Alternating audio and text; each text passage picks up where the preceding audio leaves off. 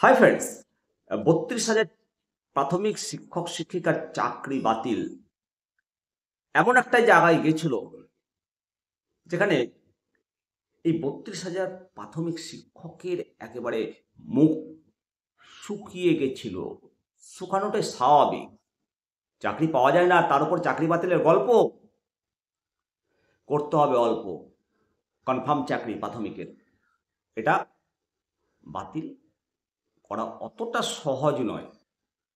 মামাবাড়ির খেলা নাকি সব, মামাবাড়ির আবদার, যা চাইবে তাই।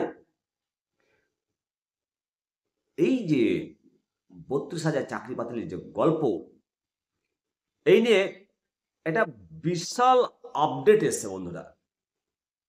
আর দুশ্চিন্তা করার তো দরকার নেই। আমি শিবরাম সরকার, নীতিরা দর্শন সমস্ত কলিগ বন্ধুদেরকে আজকে এই আপডেটটা আপনাদেরকে জানাবো যে বহুদিন ধরে যে মামলাটা চলছে সেটা একটা চরম মোড়ে এসে পৌঁছেছে। অবশ্যই এই পর্যায়ে সমস্ত 32,000 প্রাথমিক শিক্ষক শিক্ষিকার মুখে হাসি। Don't worry, be happy. হবে হবে জয়, বুকে প্রত্যয়। Don't worry, be happy. আদালতের যে পর্যবেক্ষণ, তাতে যে ইঙ্গিত উঠে এসছে সেটাই আপনাদেরকে বলবো। এবং এমন ইঙ্গিত পাওয়া গেছে যা নিয়োগ প্রাপ্তদের জন্য স্বস্তির খবর, একেবারে স্বস্তির খবর জানাবো। 32,000 মামলা নিয়ে যে দুশ্চিন্তা ছিল, কিছুটা হলেও সে স্বস্তি এসছে এবং দুশ্চিন্তা হাফ হয়েছে, অর্ধেক হয়ে গেছে।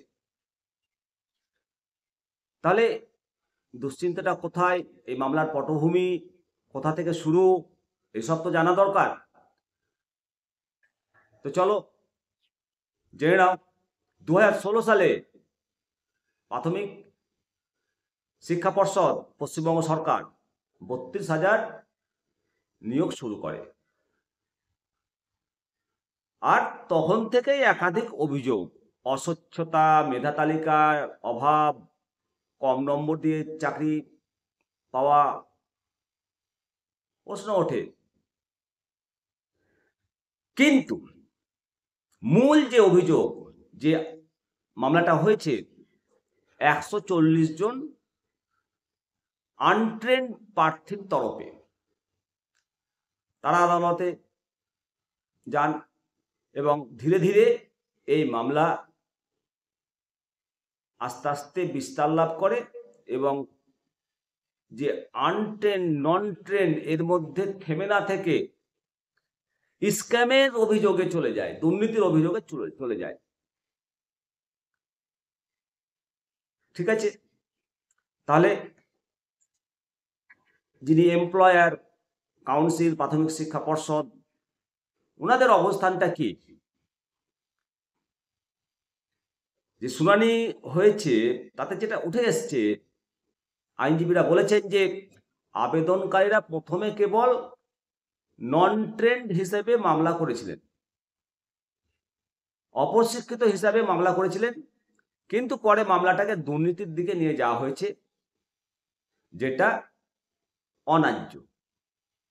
প্রথমে আনট্রেন্ডের মামলা হয়েছিল, পরে বলছে স্ক্যাম, অন্যায্য।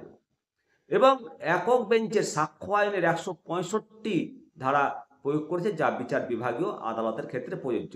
এক্ষেত্রে বলে রাখি, এটা সংবাদ মাধ্যম থেকেই সমস্ত তথ্যগুলো আপনাদের সঙ্গে শেয়ার করছি। আপনাদের মতামত জানাবেন, ব্যাস এইটুকুটাই।